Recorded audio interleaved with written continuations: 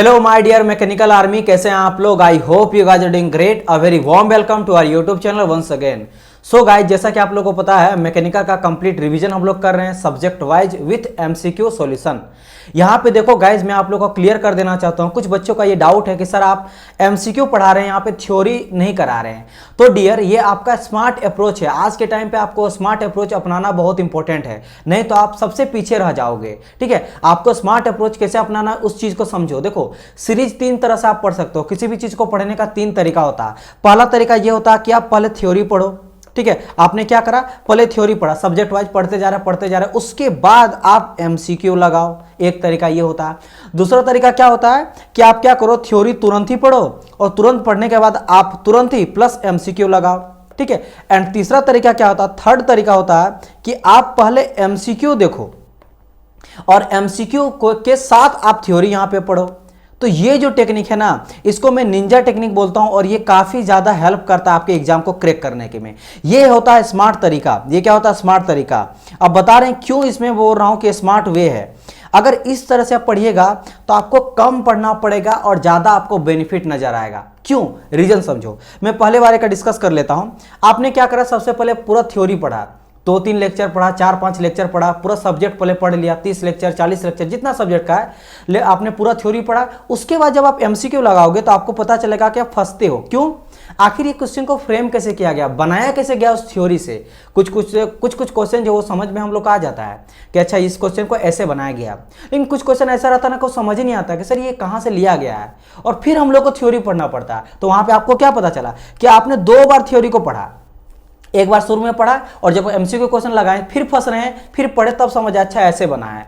तो आप यहाँ पे डबल मेहनत करना पड़ा। मेहनत ज्यादा करना पड़ा कि नहीं, यानी जितना आप टाइम दे रहे हो उसका दुगना मेहनत करना पड़ा। अब आ जाते हैं सेकंड टाइप में। आपने थ्योरी पहले पढ़ा, उसके बाद फिर से एमसीक्यू पढ़ा। यहाँ भी हेल्प थोड़ा बहुत करता, लेकिन फिर भी लड़का फंसता है। ठीक है, फंसता क्या है कि फिर भी समझ नहीं आता कि कहां से फ्रेम किया गया। अब देखो तीसरा तरीका, आपने क्या करा, सबसे पहले एमसीक्यू देखा, पहले एमसीक्यू पढ़े, जैसे क्वेश्चन को पढ़े मल्टीपल चॉइस क्वेश्चन को आपने पढ़ा और पढ़ के ऑप्शन देखे। अगर आपको आ रहा तो ठीक है, नहीं आ रहा है तो क्या करो, उससे रिलेटेड मैं यहाँ पे थ्योरी बता रहा हूं। जैसे कि आज देखो, जो भी यहाँ पे क्वेश्चन कहा गया है, इसका आंसर या तो मोमेंट ऑफ इनर्शिया होगा, या सेंटर ऑफ ग्रेविटी होगा, फिर सेंटर ऑफ मास होगा, फिर सेंटर ऑफ प्रिकशन होगा। तो मैं जो भी आंसर होगा उसको मैं डिटेल वाइज पहले थ्योरी बताऊंगा और देन इसका मैं आपको बताऊंगा कि इसका आंसर ये होगा। और इससे रिलेटेड जो भी आने वाले जो भी आपका क्वेश्चन मिलेगा इसके बाद, वो सब उसी थ्योरी के बेस पे लग जाएगा। तो ये होता है स्मार्ट तरीका। इसमें क्या करो, आपको दोबारा पढ़ने का जरूरत नहीं है, क्योंकि सबसे पहले आप क्वेश्चन को देखें कि अच्छा ये क्वेश्चन, इसका आंसर क्या होगा, तो उसका मैं आंसर पहले बता दिया कि आंसर ये होगा, फिर उसका थ्योरी बता दिए। तो आपको समझ आया अच्छा यहाँ पे ये क्वेश्चन ऐसे बनाया गया, इस थ्योरी से बनाया गया है, और उससे रिलेटेड फिर जैसे जैसे क्वेश्चन लगाते जाएंगे आपको समझ में आता जाएगा। तो आज के टाइम पे, आज के अगर आप 21वीं सदी में पढ़ रहे हो, 2021, 22, 23, 24 का आने वाला एग्जाम जो होता है 22 के बाद, या 22 में एग्जाम देने वाले हो या इससे आगे, तो आज के टाइम पे आपको इस ट्रिक को अपनाना पड़ेगा एमसीक्यू के साथ साथ। इसलिए मैं हमेशा कहता हूं कि आप लोग प्रैक्टिस सेशन लगाओ और प्रैक्टिस सेशन के साथ साथ थ्योरी को रिवीजन करो। हाँ, शुरू में थ्योरी आना चाहिए। अगर बच्चा यहाँ पे एक कंडीशन आ जाता है कि सर मैं बिल्कुल नहीं जानता हूँ, कुछ भी नहीं पता है, तब आपको थोड़ा बहुत थ्योरी तो पहले पढ़ना ही पड़ेगा डियर। लेकिन अगर आप थोड़ा बहुत पढ़ लिए हो एंड आप प्रिपेयर हो गए कि सर मुझे कुछ कुछ आता, अब मुझे जो है रिवीजन भी करना, एग्जाम का प्रिपरेशन भी करना, शॉर्ट टाइम में भी है, क्योंकि आज के टाइम पे जो भी एग्जाम निकलता है नोटिफिकेशन के बाद आपको 6 मंथ का टाइम मिलता है। लेकिन अगर आप फ्रेशर हो, एकदम बिल्कुल नहीं जानते, तो आपको 1 साल से 1.5 साल सिर्फ सारे चीज को पढ़ने में लग जाएगा। लेकिन अगर आप नोटिफिकेशन निकल गया तो 3-4 महीना में तैयारी करने का तरीका यही है। तो मैं ये ट्रिक को अपना के यहां पे पढ़ा रहा हूं, तो ये चीज आप लोगों को क्लियर हो जाना चाहिए। नहीं पता था, मैं आप लोगों को बता दिया। तो क्योंकि देखो, अब यहां पे बात आता है क्यों सर ऐसे क्यों बोल रहे हैं। एक चीज बताइए, मेरा जितने भी लेक्चर देखिएगा वो 1 घंटा से ज्यादा होता है और मैं डेली ओनली 20 क्वेश्चन कराता हूं। ये देखिए, पार्ट नंबर आपका 3rd हो जाएगा। ये पार्ट नंबर इंजीनियरिंग मैकेनिक्स का 3rd पार्ट हो जाएगा। इससे पहले 2 लेक्चर आए, दोनों में 20-20 क्वेश्चन को कराए हैं। पहला पार्ट में 20 है और सेकंड पार्ट में 21 है, तो 20 क्वेश्चन के अप्रोक्स में कराता हूं। लेकिन मेरा लेक्चर रहता है 1.5 घंटा या 2 घंटा के आसपास। 1 आवर चल जाता है 45 मिनट, कभी 1 आवर चल जाता है एट 30 मिनट, यानी 1.5 घंटा, कभी आपका 2 घंटा चल जाता है, 55 मिनट चल जाता है। तो आप देखो 2 घंटा मेरा क्यों लगा। अगर मैं सिर्फ क्वेश्चन को कराता तो 20 क्वेश्चन को कराने में 20 मिनट, लेकिन अगर मेरे यहाँ पे 20 मिनट लग रहा है तो यहाँ पे 1.5 घंटा क्यों लग जा रहा है, यानी कि 70 मिनट हम किए क्या। तो बेसिकली डियर जो 1 घंटा से लेकर 1 घंटा 10 मिनट 20 मिनट मैं थ्योरी को डिस्कशन करता हूं, लेकिन आप लोग को समझना पड़ेगा कि ये जो मैं तरीका अपनाया हूं ना, ये तरीका आपके लिए काफी बेस्ट होगा। अभी समझ नहीं आएगा, आप सिर्फ एक सब्जेक्ट को देखो, जब आपका लगभग 10-15 लेक्चर, हर एक सब्जेक्ट में 10-15 लेक्चर आएगा, जब आप एक लेक्चर को कंप्लीट देख लीजिएगा, सब्जेक्ट को कंप्लीट देख लीजिएगा, आपको समझ आ जाएगा कि इसका क्या बेनिफिट होने वाला है। फिर आप देखिएगा, बिकॉज मुझे एक्सपीरियंस है, मैं काफी टाइम से पढ़ा रहा हूं, 7-8 साल से पढ़ा रहा हूं, मैं सिलेक्शन दे चुका हूं और मैं सभी ट्रिक अपना चुका हूं। थ्योरी कराऊं, पहले एमसीक्यू कराए हूं, पहले थ्योरी पढ़ाते चल रहा हूं, न्यूमेरिकल कराऊं, लेकिन ये जो ये फायदा है ना, इस बच्चा में हम देखें कि 3 महीना जो मैं जो कोर्स लाया हूं उसमें भी लड़का सक्सेस लिया है, तो ये काफी हेल्पफुल रहेगा, ज्यादा टाइम तक याद भी रहेगा, क्योंकि आपको तुरंत कनेक्ट कर रहे हो ना क्वेश्चन और थ्योरी के साथ, तो आपको ये चीज माइंड में सेटअप रह जाता है, याद रह जाता है। तो ये आप लोग का टेक्निक है जिसके थ्रू मैं पढ़ा रहा हूं, ठीक है। तो अगर आप लोग को ये चीज नहीं पता है तो ये चीज पता होना चाहिए। अच्छा, और एक चीज आप लोग से एक शिकायत है कि आप लोग सब्सक्राइब नहीं करते चैनल को। 90% बच्चा जो है वो सारे चीजों को देखता है, बस सब्सक्राइब नहीं करता। ओनली 10% बच्चा जो है वो ओनली सब्सक्राइब किया। तो आप सबसे पहले तो है सब्सक्राइब कीजिए चैनल को, ताकि कोई भी वीडियो छूटे ना। मैं यहाँ पे कॉन्टेंट लाता हूँ मैकेनिकल से रिलेटेड, प्रीवियस ईयर का पेपर में सोल्यूशन करा रहा हूँ सभी एग्जाम का। और ये जो बेसिकली आपका चल रहा सीरीज जो मैं करा रहा हूँ, ये मास्टर सीरीज है for all type of government AE and JEE exam, सभी एग्जाम के लिए हेल्पफुल होगा। बिकॉज यहाँ पे प्रीवियस ईयर के सारे रिपीटेड क्वेश्चन जो अलग अलग AE JEE के एग्जाम में पूछा गया, सभी को, इंडिया लेवल के सभी, सेंट्रल, स्टेट गवर्नमेंट, PSU, सबका मैं यहाँ पे क्वेश्चन को कलेक्ट किया और रिपीटेड क्वेश्चन को करा रहा हूँ, तो काफी हेल्पफुल होगा।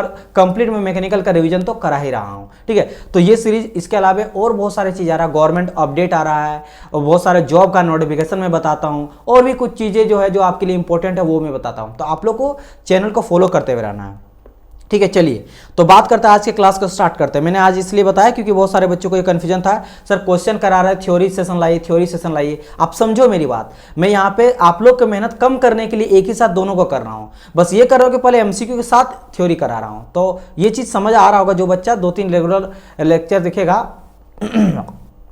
सॉरी, मुझे लगा कुछ मुंह में आ गया मेरा, ठीक है। तो जो बच्चा रेगुलर मेरा लेक्चर देख रहा है उसको समझ में आ जाएगा कि कितना इससे बेनिफिट आप लोग को होगा।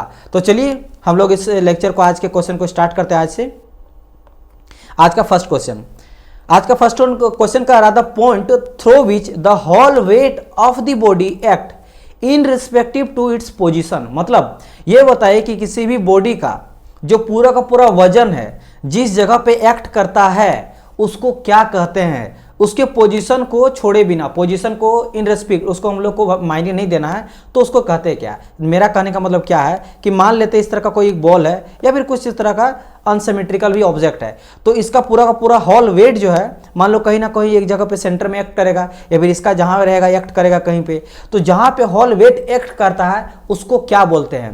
पोजीशन यहाँ पे इंपॉर्टेंट नहीं है, मतलब हॉरिजॉन्टल रहे, वर्टिकल रहे या इंक्लाइंड रहे, कोई मैटर नहीं करता, उसको क्या कहते हैं। तो ये चीज यहां पे कहा गया। तो जिन बच्चों को पता है इसका आंसर क्या हो जाएगा, the answer will be of this question is, क्या हो जाएगा मेरा, सेंटर ऑफ ग्रेविटी। अब नाउ हम लोग डिस्कस करते हैं कि सर ये सेंटर ऑफ ग्रेविटी क्या चीज है, क्या बला है, हम लोग समझते हैं। और सेंटर ऑफ ग्रेविटी अलग अलग सब्जेक्ट का, अलग अलग बॉडी का, अलग अलग जो आपका जैसे ट्रायंगल रहेगा, रेक्टेंगल रहेगा, सर्कल रहेगा, सेमी सर्कल रहेगा, कोन रहेगा, ट्रेपेजियम रहेगा, है ना, पैरेललोग्राम रहेगा, रेक्टेंगल रहेगा, सबका अलग अलग सेंटर ऑफ ग्रेविटी होता है। तो हम लोग पहले समझते हैं कि आखिर ये सेंटर ऑफ ग्रेविटी बला क्या चीज है, चीज क्या है ये चीज। फिर हम लोग समझेंगे अलग अलग ऑब्जेक्ट का, 2D फिगर का, 3D फिगर का सेंटर ऑफ ग्रेविटी क्या होता है, जो आपके एग्जाम में पूछा जाता है। तो मैं एक नया पेज ले लेता हूं यहां पे, एंड देन हम लोग डिस्कस करते हैं। तो देखो गाइस, एकदम समझाएंगे, प्यार से समझाएंगे, आप लोग समझते हुए चलना। मैं यहां पे पहले हेडिंग लिख लेता हूं। क्या हम लोग डिस्कस करेंगे, centre of gravity. Centre of gravity क्या होता है, देखो सेंटर ऑफ ग्रेविटी क्या होता है, एक बॉडी का मास जहां पे एक्ट करता है, एक बॉडी का जो हॉल वेट रहता है या हॉल मास रहता है जहां पे एक्ट करता है, उसको हम लोग बोलते हैं सेंटर ऑफ ग्रेविटी। समझ आया कि नहीं। तो यहां पे क्या लिखेंगे कि द पॉइंट थ्रू विच, यहां पे मैं अगर लिख देता हूं, ठीक है, the point through which the hall mass of the body act। अच्छा, यहाँ पे जो मैं एक स्टेटमेंट था in respect to the position, उसका क्या मतलब है? उसका मतलब ये है कि चाहे वर्टिकल रहे, हॉरिजॉन्टल रहे या इंक्लाइंड रहे, उसका सेंटर ऑफ ग्रेविटी चेंज नहीं होगा, उसका सेंटर ऑफ ग्रेविटी चेंज नहीं होगा। तो इसको मैं यहाँ पे लिखना चाहूंगा कि irrespective of the position, of the position, एक second, of the body, of the body is known as centre of gravity, और आपका CG is known as CG, short में सेंटर ऑफ ग्रेविटी इसको हम लोग बोलते हैं। तो यहां से आपको क्या ध्यान देना है, देखो मैं एकदम लाइन वाइज बताऊंगा। The point through which whole mass of the body, यानी कि एक बॉडी का जो होल मास जहां पे एक्ट कर रहा है in respect to the position, मुझे पोजीशन को ध्यान यहाँ नहीं रख के चलना है, उसको हम लोग सीजी कहेंगे। अब जैसे देखो समझो कि ये एक मेरा बॉडी है ना, ऐसे एक बॉडी है, कोई मेरा यहाँ एक बॉडी है और जैसे मेरा कुछ ऐसे बॉडी है। अब इसका पूरा का पूरा जो वेट है वो जहाँ पे एक्ट करेगा उसको हम लोग बोलेंगे सेंटर ऑफ ग्रेविटी। अब इस चीज़ को कैसे समझोगे, मैं आप लोग को एग्जांपल बताता हूँ।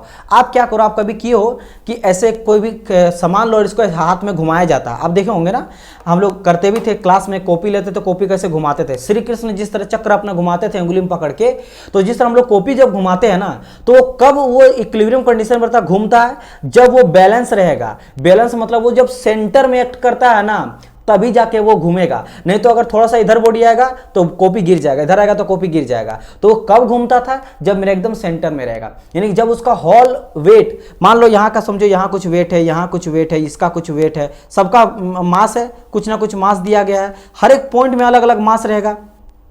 यहाँ पे कुछ मास रहेगा, यहाँ पे कुछ मास रहेगा, यहाँ पे कुछ मास रहेगा, यहाँ पे कुछ मास रहेगा, यहाँ पे कुछ मास रहेगा, यहाँ पे कुछ मास रहेगा, लेकिन इन सबको जोड़ के एक कहीं पे इस पूरा का पूरा मास एक्ट करेगा। मान लो इस सेंटर में total summation of mass act किया, summation of total mass act किया, तो वहां पे अगर मैं पॉइंट दूंगा तो वो चारों तरफ कहीं गिरेगा नहीं, क्योंकि वो पूरा होल बॉडी का जो मास है वो वहां पे एक्ट कर रहा है। तो उसी को हम लोग बोलते हैं सेंटर ऑफ ग्रेविटी। अब यहां कहा गया in respect to the position, इसका क्या मतलब है, ये बॉडी मान लेते हैं कोई इस तरह का बॉडी है, इस तरह का है ना, कोई बार है जो वर्टिकल खड़ा है, तो अगर मान लेते हैं इसका सेंटर ऑफ ग्रेविटी सीजी कहीं यहाँ पे अगर आ रहा है तो ये ऐसे रहेगा, है ना, एक सेकंड, ये अगर मेरा वर्टिकल रहे या फिर मेरा इनक्लाइंड रहे या फिर मेरा हॉरिजॉन्टल रहे, कोई फर्क नहीं पड़ता, ये हमेशा यहीं पे एक्ट करेगा। सीजी हमेशा अगर सेंटर में है तो ये सेंटर में ही रहेगा, नीचे रहेगा तो नीचे ही रहेगा। ये पोजीशन चेंज कर रहे हैं, देखो ये मेरा वर्टिकल है, ये मेरा हॉरिजॉन्टल है, ये मेरा इंक्लाइंड है,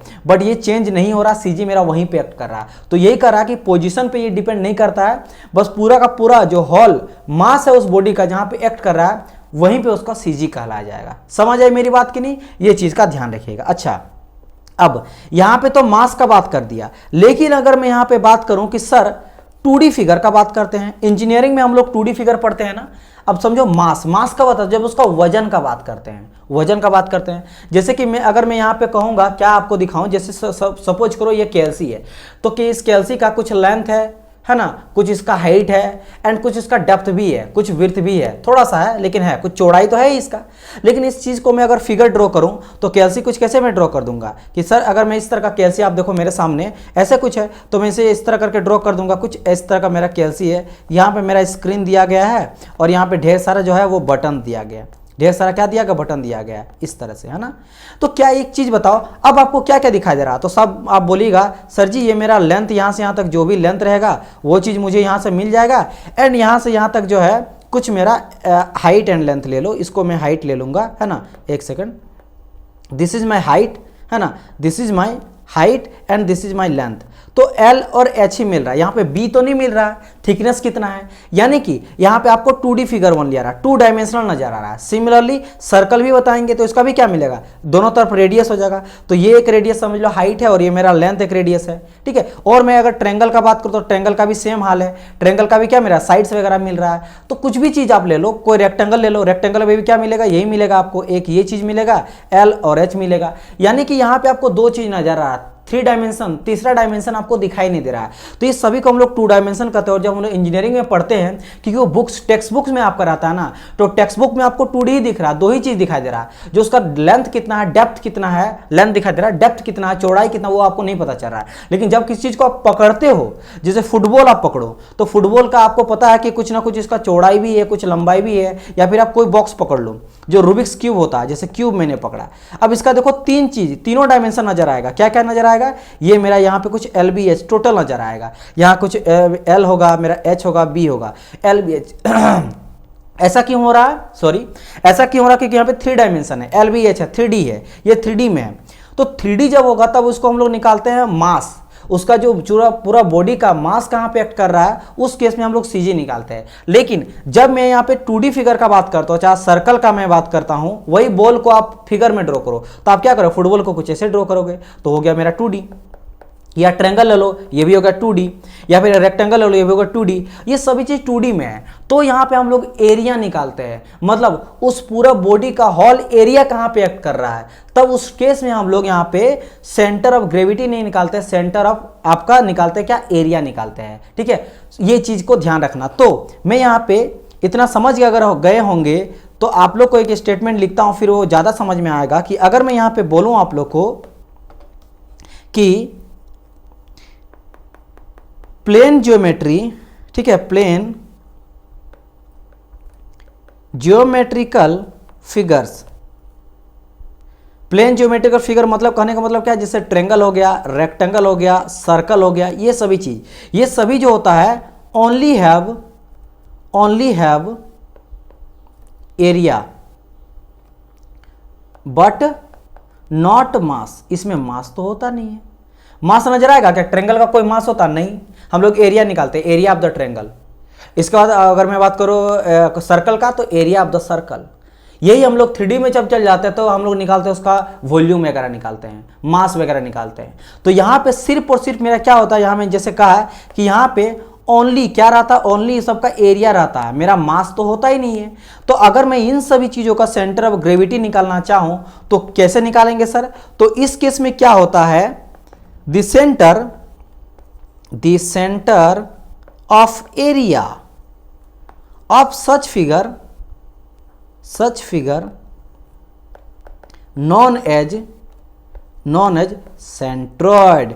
इसको हम लोग सेंट्रॉइड बोलते हैं, या फिर इसको हम लोग सेंटर ऑफ ग्रेविटी भी बोल सकते हैं, ऐसा कोई दिक्कत नहीं है। लेकिन ये ध्यान रखना है कि जो भी मेरा 2D फिगर होता है, ये प्लेन ज्योमेट्री जो मैंने कहा 2D फिगर्स है ना, यहाँ पे 2D फिगर्स का मैं बात कर रहा हूँ, जो भी 2D फिगर है इन सब का हम लोग क्या निकालते हैं, तो सर जी इन सब का हम लोग निकालते हैं सेंटर ऑफ एरिया।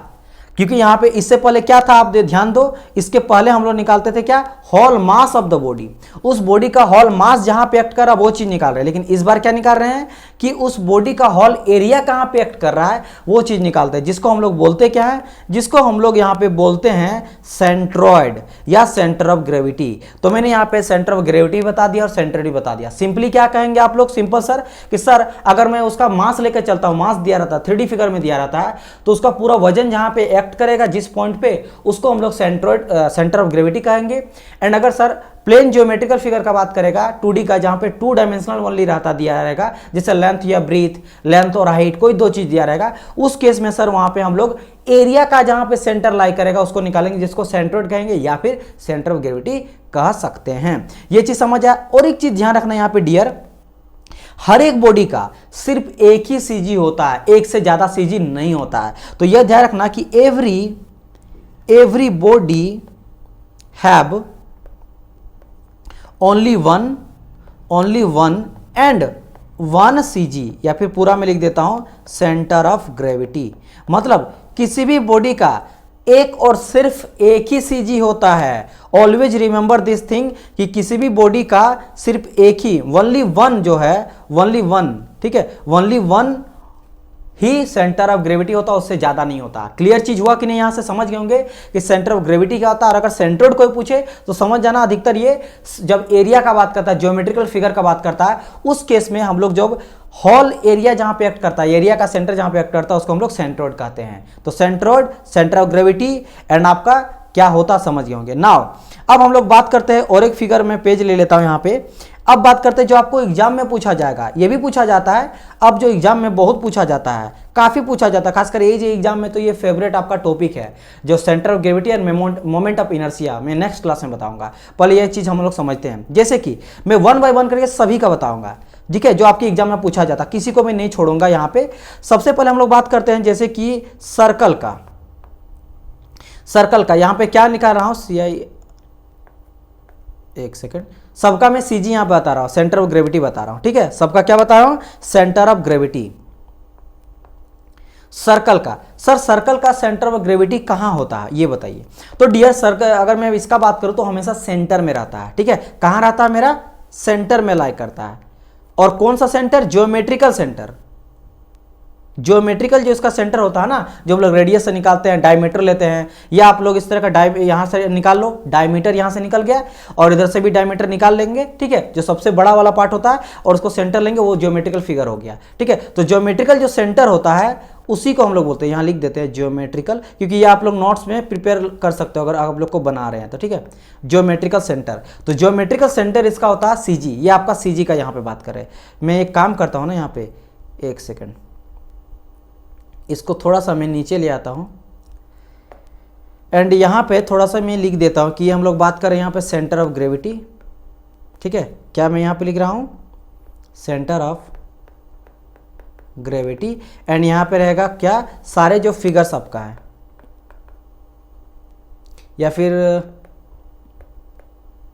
हाँ बोल सकते हो, क्योंकि यहां पे मैं 3D फिगर का भी बात कर रहा हूं, 2D फिगर का भी बात करूंगा, तो यहां पे फिगर में लिख देता हूं, ठीक है।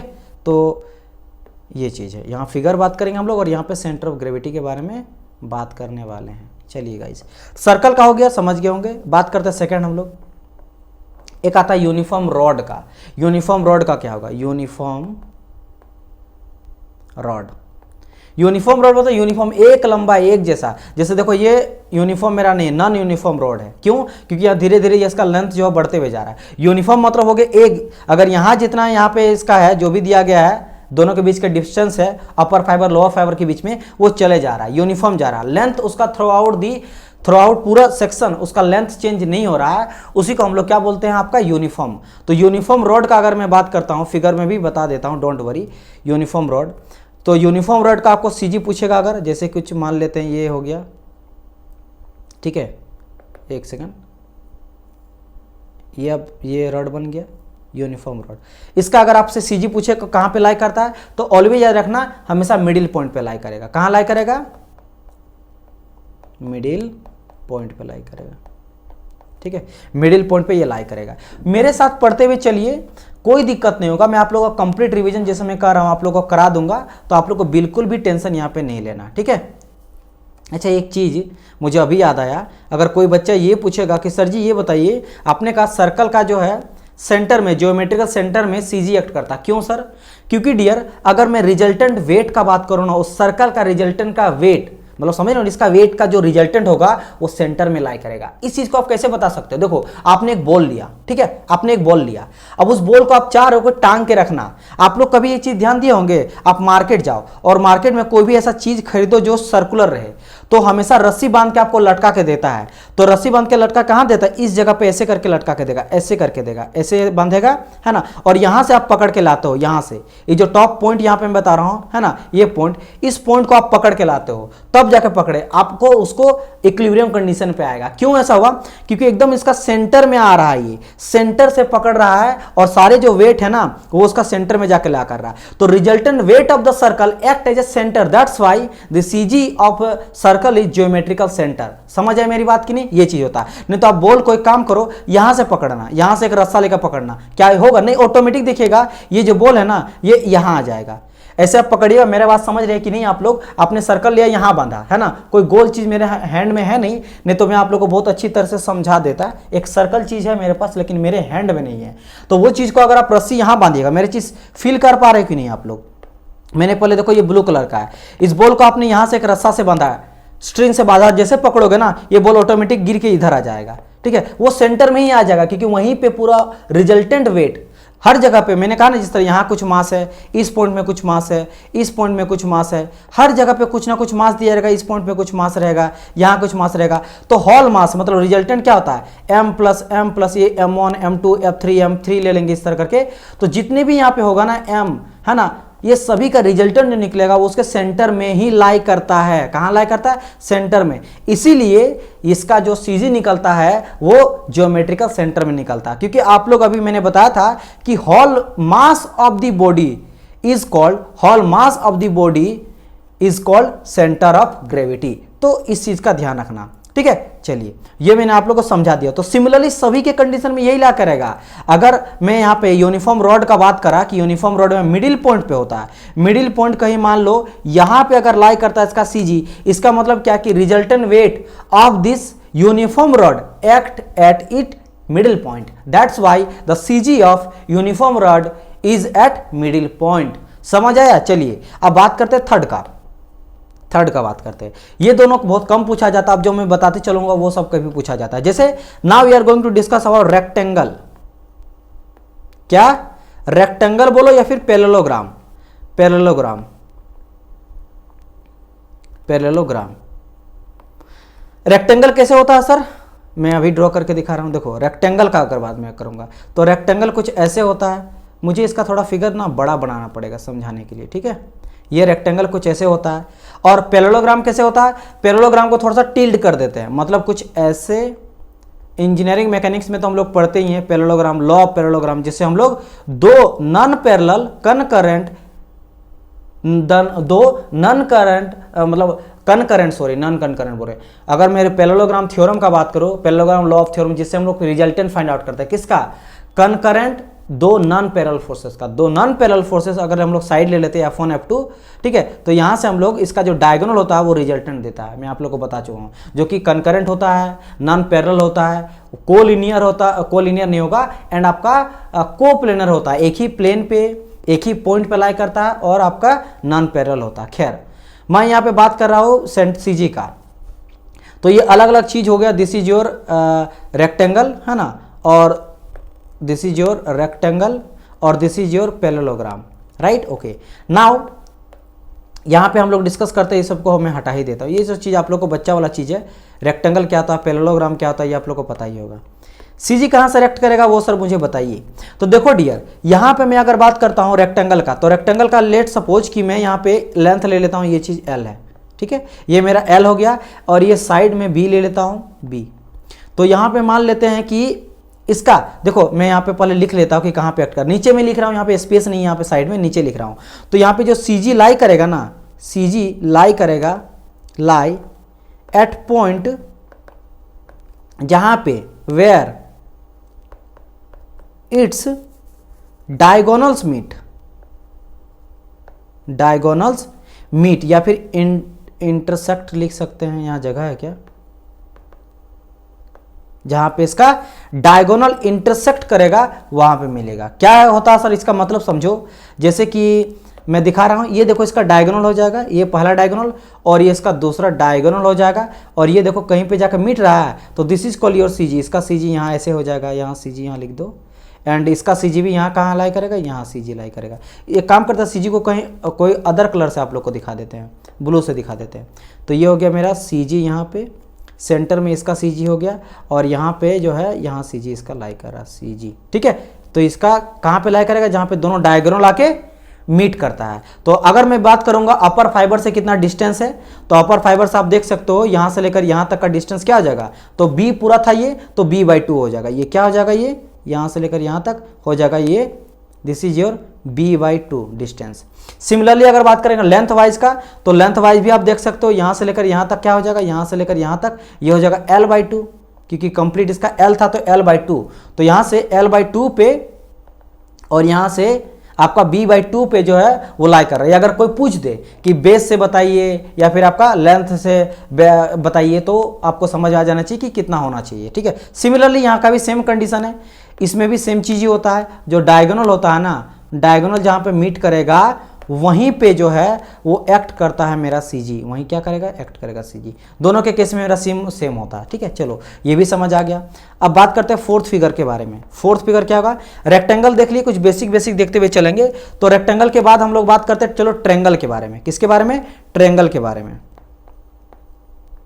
ट्रेंगल पे कहाँ लाई करता है सर, ट्रेंगल का अगर मैं बात करता हूँ ना, तो पहले मैं आप लोगों को समझा देता हूँ फिगर बना के। ट्रेंगल कैसा होता है, कुछ ऐसा होगा ट्रेंगल, है ना। ट्रेंगल कुछ ऐसा होता है, ये मैंने लिया। कोई भी ट्रेंगल का बात कर रहा हूँ यहाँ पे मैं, ना तो आइसोसेलेस ट्रेंगल का बात कर रहा हूँ, ना तो इक्विलेटरल ट्रेंगल का, दोनों का अलग निकलता है। मैं यहाँ पे एनी ट्रेंगल लेके चलता हूँ, ठीक है। अच्छा मैं यहाँ पे ये भी कर देता हूँ, नहीं तो बहुत बच्चे को दिक्कत होगा। एनी, मैं यहाँ पे कोई भी ट्रेंगल लेके चल रहा हूँ। अगर कोई भी ट्रेंगल का बात करेंगे कि सर कोई भी ट्रेंगल का जो CG है वो कहाँ एक्ट करेगा, तो समझना पड़ेगा आपको वर्टेक्स। अच्छा ये चीज पता है ना, ये जो पॉइंट होता है ना, दीज आर कॉल्ड वर्टेक्स, ठीक है। ये क्या होता है, ये भी मेरा कहलाता है वर्टेक्स, ये वर्टेक्स कहलाता है।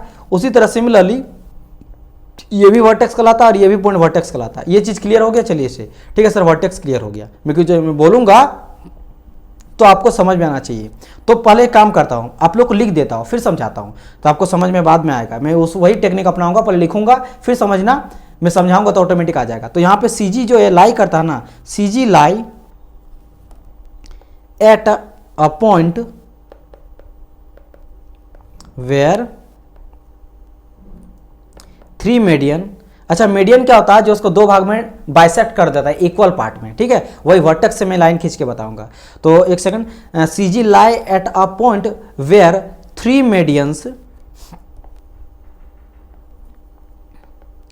मीडियंस ऑफ ट्रायंगल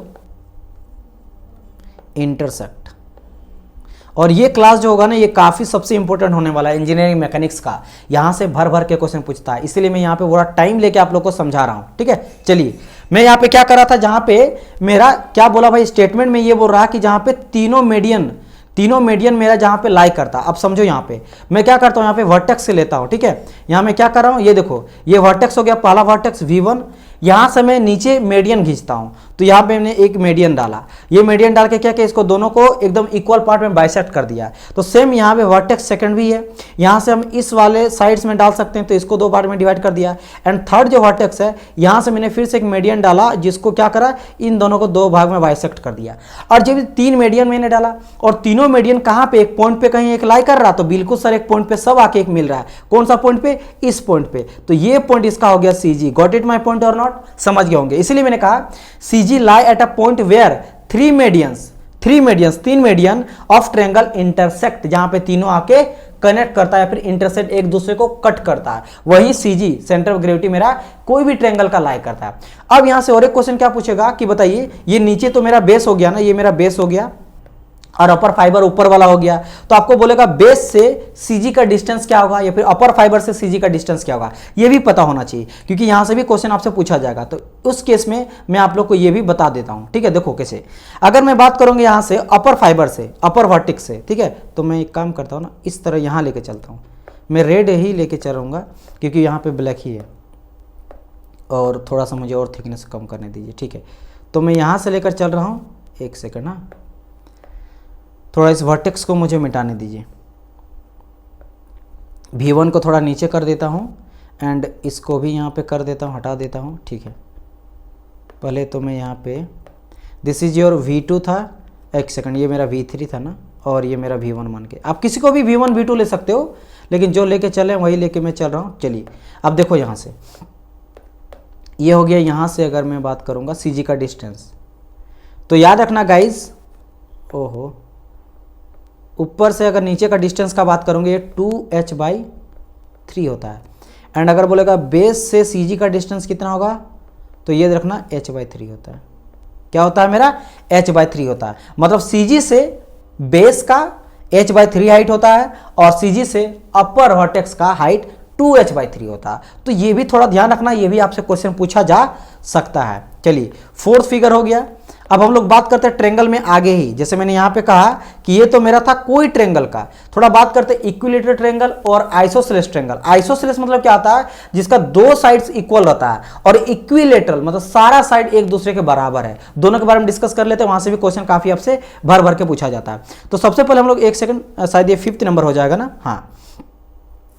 तो now we are going to discuss about 5th number, that is called your isosceles triangle. Iso मतलब दो का बात करा, ठीक है। आइसोसेलेस, एक सेकंड ना, आइसोसेलेस ट्रेंगल में शॉर्ट में कर देता हूं, आइसोसेलेस ट्रेंगल। आइसोसेलेस ट्रेंगल का मतलब क्या है सर, कि सर मेरा दो साइड जो है वो बराबर है, जैसे ये साइड मेरा इक्वल है और ये साइड मेरा जो है वो इक्वल है। इस केस में सर बताइए क्या होगा, और याद रखना इसका एंगल भी आपस में इक्वल रहता है, जो आमने सामने का एंगल रहता है वो भी मेरा इक्वल होता है। चलिए तो मैं यहाँ पे इसको लिखा देता हूँ, ये कहाँ पे लाई करता है, तो सीजी जो लाई करता है ना, इसका थोड़ा सा डिफिकल्ट है, फॉर्मूला टाइप से इसको याद रखेगा, इसीलिए क्वेश्चन पूछा जाता है ना। CG of isosceles triangle, isosceles triangle, एक second, isosceles triangle with base B, अगर बेस को मैं बी लेके चलूं एंड साइड को मैं ए लेके चलाऊं, तो अगर इसके बेस से पूछेगा ना आपसे, तो हो जाता क्या मेरा √4p² माइनस क्यू हो जाएगा, यहाँ पे क्यू है q² डिवाइड बाई 6, ठीक है। ये ध्यान रखना आप लोग, यहाँ पे मैंने क्या कहा, ये होता है, जिसमें से p क्या है, p इसका बेस है, और q क्या है, q है साइड। तो अगर मैं बात करूंगा q साइड्स है, ये भी आपका सब साइड जो है वो मेरा q है, ये भी मेरा q साइड मैंने ले लिया, यहाँ भी q साइड ले लिया, यहाँ पे मैंने q साइड ले लिया, क्योंकि आपको पता तो दो साइड इक्वल होगा यहाँ पे, है ना, लेकिन बेस तो डिफरेंट। मेरा बात समझो, आइसोसेलेस ट्रायंगल मतलब क्या है, अगर ये 5 है, ये 5 है, ये 5 नहीं होगा, ये कुछ और ही होगा, ये 7 हो सकता है, 8 हो सकता है, 6 हो सकता है, कुछ भी हो सकता है, लेकिन ये इक्वल नहीं होगा। तो अगर मैं इसको क्यू मान रहा हूँ, इसको क्यू मान रहा हूँ, ये तो क्यू नहीं होगा तो अलग होगा, तो इसको मैंने बी माना। तो अगर मैंने बी को बेस माना और साइड्स को मैंने क्यू माना, इस केस में जो इसके बेस से अगर मैं बात करूंगा कहां पे सीजी लाई करेगा, सीजी लाई करेगा, वो लाई करेगा √4p² minus q² divide by 6। इसका आपका डेरिवेशन होता है which is not important for you. आपके लिए इंपॉर्टेंट ये है कि जो फाइनल रिजल्टेंट क्या निकलता है वो मैंने आपको बता दिया, क्योंकि उसमें बहुत टाइम लग जाएगा आपका, ठीक है। तो सीजी कहीं लाई करेगा बेस से यहाँ पे, और यहाँ पे क्यू, एक सेकंड में ये भी लिख देता हूँ, मैंने बेस को यहाँ पे बी माना है और साइड्स को ये लिया है, ये मान लो इस तरह करके बेस यहाँ से हो जाएगा। ये सभी चीज़ आप लोग नोट्स में जब अच्छी तरह से लिखिएगा ना, तो ये सारा चीज़ लिख लेना, ठीक है। कोई भी चीज़ को मैं यहाँ पे नहीं छोड़ूंगा। तो सीजी कहीं मान लेते हैं कि यहाँ पे सीजी कहीं जो है वो एक्ट कर रहा है, सीजी, ठीक है। और मैं कहाँ से निकाला, बेस से निकाला, नीचे से निकाला। चलिए गाइज, ये हो गया। नाउ हम लोग डिस्कस करते हैं 6 नंबर में, और एक आइसोसेलेस के बाद क्या बचा मेरा, एक बचा इक्विलेटरल ट्रायंगल। तो हम लोग बात करते हैं यहाँ पे equilateral triangle, equilateral triangle. Sir equilateral triangle मतलब क्या होता है, जिसका सारा साइड्स इक्वल होता है, सारा साइड्स इक्वल होता है, मतलब ये भी बराबर, दिस बराबर दैट, है ना, ये चीज हो जाता है। इसका अगर मैं साइड ए लेके चलता हूँ, ए भी ये है, ये भी ये है, ये भी है, तो बताइए सर सीजी कहाँ एक्ट करेगा। तो इसका जो सीजी लाई करता है ना, CG of equilateral triangle with each side को मैंने क्या माना, ए माना है ना, each sides A is a/√3। ये बहुत सारे बच्चों को पता होगा, अच्छे से लिख देते a/√3, ठीक है। कहां से, फ्रॉम एनी साइड, यहां पे कोई बेस नहीं लेके चल रहा हूं, कोई भी साइड से, तो ये भी मैं बहुत लिखना इंपॉर्टेंट है, from any of the 3 sides, any of the 3 sides, किसी भी साइड से आप सीजी ले सकते हो। तो सीजी कहीं जो मेरा यहाँ पे मान लेते हैं, यहाँ पे सीजी एक्ट करेगा, वो चाहे आप इस साइड से ले लो, या इस साइड से ले लो, या फिर इस साइड से ले लो। अगर कहीं से मैं ले रहा हूँ ना, तो वो क्या होगा, a/√3 होगा, ठीक है। क्या हो जाएगा, √3 होगा, चाहे इस साइड से लो, इस साइड से लो, इस साइड से लो। सीजी जो एक्ट कर रहा है वो हर एक साइड से मेरा a/√3 में लाई करेगा, यानी कि पूरा का पूरा हॉल जो एरिया है वो वहां पे एक्ट करेगा। क्योंकि यहाँ पे 2D फिगर का यहाँ पे बात चल रहा है, इसलिए मैंने मास नहीं कहा, हॉल वेट नहीं कहा, ठीक है। चलिए 6 नंबर हो गया, ट्रायंगल का बात खत्म हो गया। 7th नंबर आ जाते हैं। अब क्या बचा मेरा, सेमी सर्कल देख लेते हैं। सर्कल का बात किए थे ना हम लोग, तो सेमी सर्कल देख लेते हैं। Semi circle, semi circle. चलिए गाइस डिस्कस करते हैं सेमी सर्कल। सेमी सर्कल कैसा होगा, कुछ इस तरह से होगा, ठीक है। ये मेरा सेमी सर्कल हो गया। अच्छा ठीक है, तो इसका मैं अगर बात करूंगा, कहीं इस सेंटर में अगर पॉइंट ले लेता हूं, यहां से कहीं भी आप ले सकते हो, ये कहीं भी आर ले लो, तो मैंने एक मान लिया आर है ना। तो ये सी जी कहाँ एक्ट करता है, तो डियर इसका जो सी जी लाई करेगा ना, मैं लिख देता हूं यहाँ पे, C G lie at a distance of 4r/3π। कहाँ से सर, फ्रॉम इट्स बेस, ठीक है। और ये मेजर कैसे किया गया ये भी ध्यान रखना, यहां से भी क्वेश्चन पूछा जाता है। मेजर्ड अलोंग वर्टिकल रेडियस, ठीक है, वर्टिकल रेडियस से इसको मेजर किया गया है। तो सीजी कहीं एक्ट करेगा, मान लेते हैं कहीं पे भी एक्ट कर रहा है, लेट सपोज लो यहाँ पे एक्ट कर रहा है सीजी इसका, तो ये सीजी एक्ट कर रहा है ना, वो हम लोग वर्टिकल रेडियस से, मतलब इस वाले रेडियस से, एक सेकंड सीजी एकदम सेंटर में मुझे बनाने दीजिए, इस तरह से सीजी यहाँ जो एक्ट कर रहा है वर्टिकल रेडियस हम लोग लेके चले हैं। क्योंकि देखो मेरा बात समझ रहा हूँ, जो सेमी सर्कल होता है, सेमी सर्कल होता है, इसका मैं रेडियस का बात करूं। अच्छा सर्कल कैसे बनता है, तो सर्कल ये सर बना, तो अगर सेंटर से बात करेंगे, ये भी रेडियस, ये भी रेडियस, ये भी रेडियस, ये भी रेडियस, ये भी रेडियस, ये भी रेडियस, तो अगर सेमी सर्कल का बात करेंगे और मैं ये भी तो एक रेडियस ही होगा ना, तो ये क्या होगा, वर्टिकल रेडियस हो गया। तो वर्टिकल रेडियस को लेके, वर्टिकल रेडियस से अगर मेजर किया जाएगा सेमी सर्कल का सीजी, तो ये कितना में होगा, ये करेगा 4r/3π। क्या होगा, 4r/3π, जहां पे पूरा का पूरा हॉल जो एरिया है वो सेमी सर्कल का एक्ट करता है, ठीक है। तो ये हो गया मेरा सेमी सर्कल का। चलिए ये हो गया, बात करते हैं हम लोग 8th नंबर में। यहाँ पे जगह तो हम लोग का नहीं है, आगे बढ़ते हैं हम लोग, नेक्स्ट पेज ले लेते हैं एक हम लोग 8th नंबर का। सेमी सर्कल के बाद मैं क्या बताऊंगा, चलो हेमीस्फीयर बता देता हूं, ठीक है। क्या मैं बता देता हूं, हेमीस्फीयर। हेमीस्फीयर, हेमीस्फीयर कैसे होता है सर, गोल, ये 3D फिगर का मैं बात करूंगा। हेमीस्फीयर जैसे फुटबॉल को आप आधा काट दो, या फिर आप कोई भी बॉल लो, बॉल को हाफ काट देंगे, तो हेमीस्फीयर हो जाता है, कुछ इस तरह से मेरा बन जाएगा, ऐसे कुछ हो जाएगा और ऐसे रहेगा और ऐसे कुछ हो जाएगा, ठीक है। ये मेरा क्या हो गया, हेमीस्फीयर हो गया। अगर मैं इसका सीजी बात करूंगा, सीजी कहाँ पे एक्ट करेगा, ठीक है, एक सेकंड, जो सीजी मेरा यहाँ एक्ट करता है ना, सीजी वो लाई करेगा डिस्टेंस 3r/8 फ्रॉम बेस से, फ्रॉम इट्स बेस। और मेजर अगर मैं यहाँ पे कहूँ, मेजर इसको किया गया है along the vertical radius, same चीज़, तो इसको मैं फिर से लिख दूँ क्या, इसको फिर से मैं लिख ही देता हूँ, मेजर्ड अलोंग वर्टिकल रेडियस, ठीक है, वर्टिकल रेडियस के अलोंग जो है इसको मेजर किया गया है। चलिए ये चीज़ हो गया। अच्छा इसका थोड़ा सा डिनोशन दे देते हैं, जैसे कि यहाँ से लेकर यहाँ तक ये रेडियस हो जाएगा। एंड अगर मैं बात करता हूँ जी कहाँ लाई करेगा, मान लेते सपोज यहाँ पे इसका सी जी एक्ट कर रहा है, तो सी जी से लेकर यहाँ तक का डिस्टेंस, यहाँ से क्योंकि बेस से लिया गया ना, तो ये आ जाएगा मेरा 3r/8। ये क्या आ जाएगा, 3r/8। सिमिलरली अच्छा इसका भी मैं बता देता हूँ इससे पहले वाले का, कि सी जी जो है ये यहाँ से लेकर इसके बेस तक हो जाएगा ये 4r/3π, ठीक है। चलिए तो ये हम लोग का हो गया हेमीस्फीयर। और क्या बचा है, और कुछ बचा है जहाँ से क्वेश्चन पूछा जाएगा आपको। हेमीस्फीयर के अलावा ट्रेपेजियम, ट्रेपेजियम क्या आ जाएगा मेरा, ट्रेपेजियम।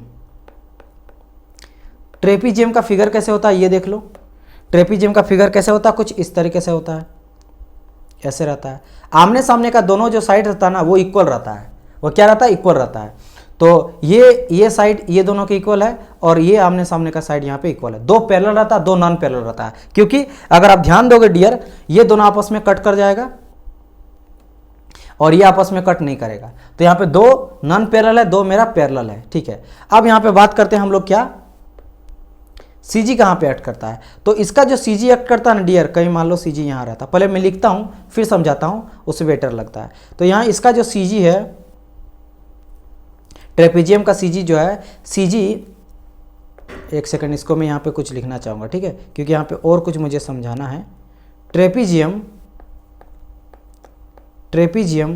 विथ, क्योंकि पैरेलल साइड्स एक है उसका अलग निकलता है, इसलिए मैं यहाँ पे लिख रहा हूँ, ठीक है। ट्रेपेजियम विथ पैरेलल साइड्स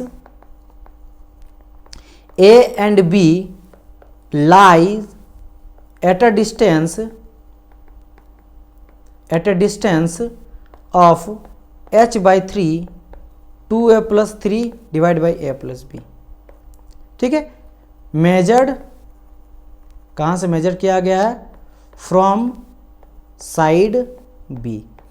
अब समझो, अब यहां पे समझ जाएगा आप लोग। यहां पे अगर मैं बात करता हूं, इसको लेके चलता हूं नीचे वाले को b और ऊपर वाले को लेके चलता हूं मैं a।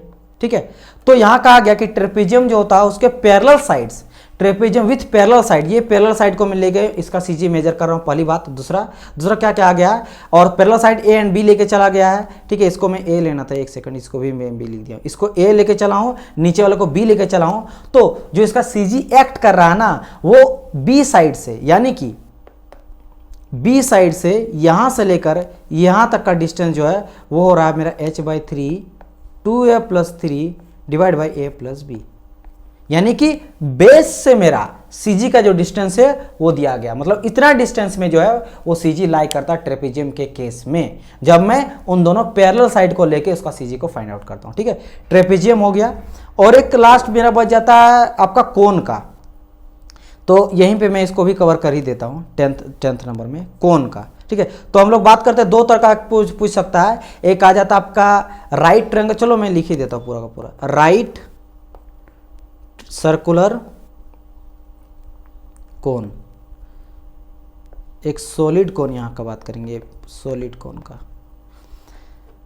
तो कुछ फिगर ऐसे रहता है solid cone, isn't it? And यहाँ सीजी कहीं मान लेते हैं, यहाँ अगर एक्ट कर रहा है, यहाँ कहीं पे सीजी एक्ट कर रहा है, इसका कुछ ना कुछ हाइट होगा, तो मैं यहाँ पे हाइट लेके चलता हूँ h। तो ये बेस से हाइट अगर लेके चले ना, तो h बाई 4 पे सीजी एक्ट करता है। कहाँ करेगा? बेस से h बाई 3 पे सीजी एक्ट करता है। चलिए, ये चीज़ हो गया। चलो इसको भी मैं लिख देता हूँ कि ये कहाँ लाई करता है, ये लाई करता है CG lie at a distance of h by 4 from its base, और मेजर किया गया है, measured along it's vertical axis, vertical axis से इसको मेजर किया गया, वर्टिकल एक्सिस। ठीक है, चलिए गाइस समझ आया, वर्टिकल एक्सिस से इसको मेजर किया गया। चलिए, ये चीज हो गया मेरा।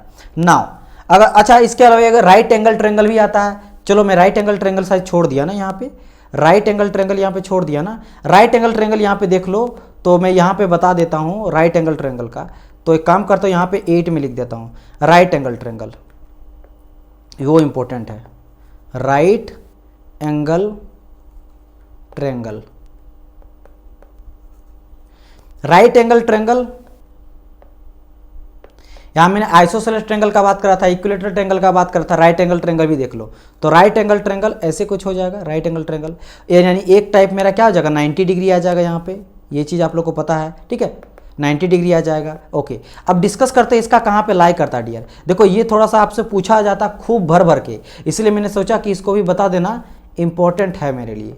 अब देखो इसका लाई कहाँ करता है, इसका जो लाई करता है ना सीजी, लाइज करता है at its geometrical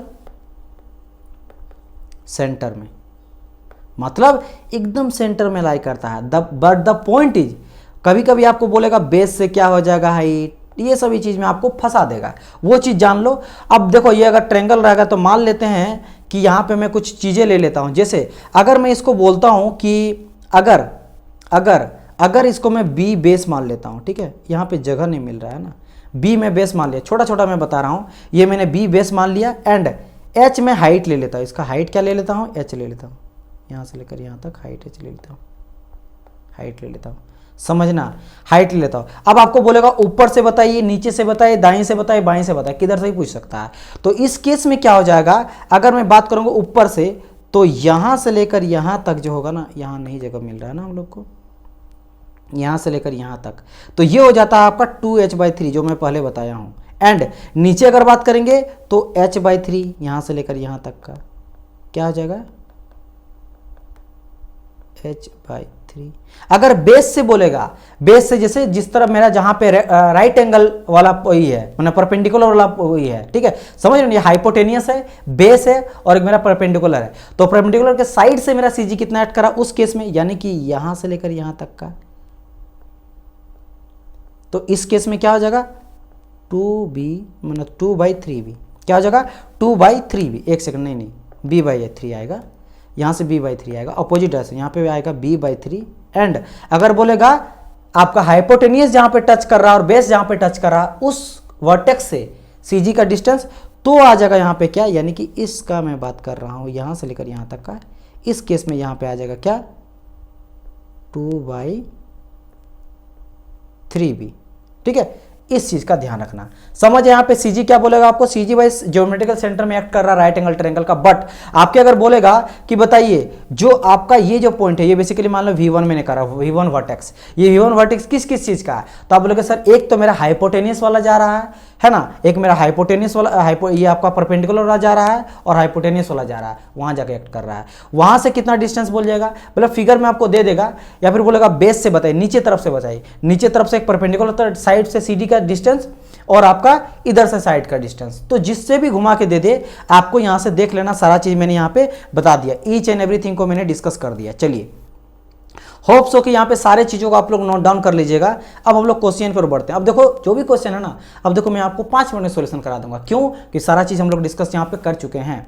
question number आ जाए 43 की ओर। द बोला द टर्म सेंट्रोइड, मैंने कहा था ना सेंट्रोइड क्या होता है सर, तो सर आपने कहा था सेंट्रोइड क्या होता है, सेंटर ऑफ ग्रेविटी के जैसा ही होता है, उसी को बोलते हैं। या फिर कोई घुमा के बोल दे कि एरिया, अगर मेरा 2D फिगर है तो उस एरिया का होल एरिया कहां पे एक्ट कर रहा है उसको सेंट्रोइड कहेंगे, लेकिन वो सीजी की तरह ही एक्ट कर रहा है। बट यहां पे चूंकि मेरा मास होता नहीं है, सिर्फ एरिया लेते हैं हम लोग बॉडी का, 2D फिगर का मास होता नहीं है, इसलिए हम लोग सेंटर ऑफ मास के बारे में बात करते हैं, तो उसको हम लोग सेंट्रोइड बोल सकते हैं। तो सेंटर ऑफ ग्रेविटी की तरह है, तो same as centre of gravity का बात यहां पे करते हैं, ठीक है। चलिए 43 का ये हो गया।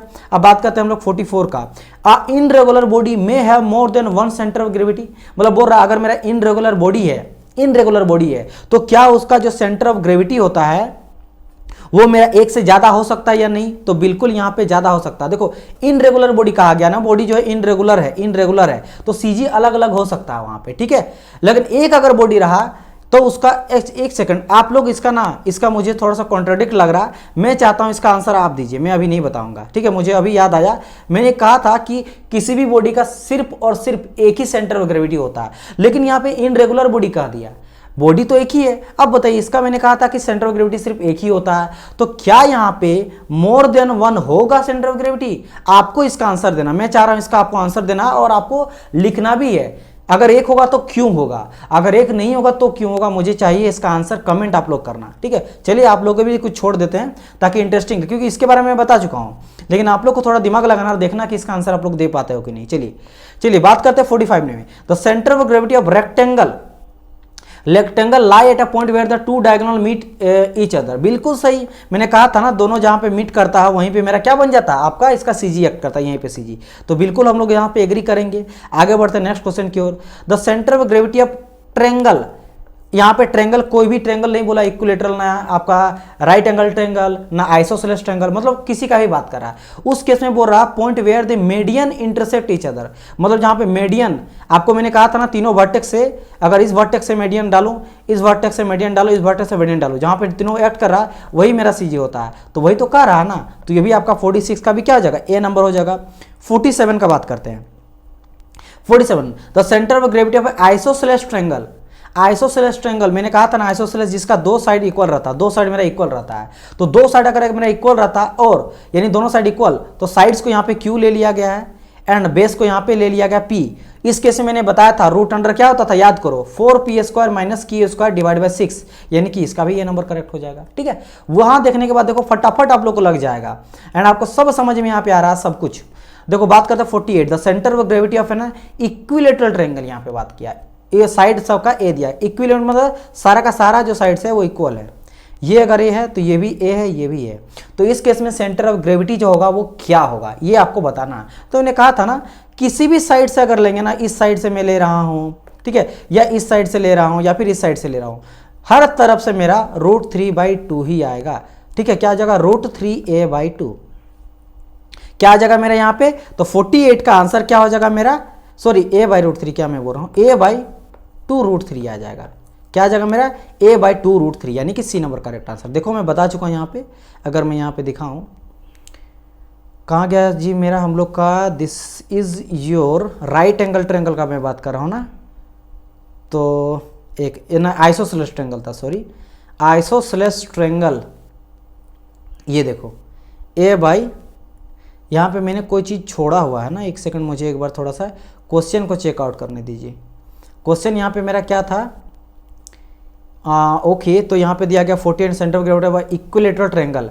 इक्विलेटरल ट्रायंगल का यहाँ पे बात करा तो हाँ a/2√3 होगा। और मैंने यहाँ पे शायद मुझे लग रहा है, मुझे अभी याद है, मुझे कुछ जस्ट अ मिनट, मुझे बस खाली मैच करना कि मैंने सही तो गलत तो नहीं लिख दिया ना यहाँ पे, जो मैंने आप लोग को बताया था।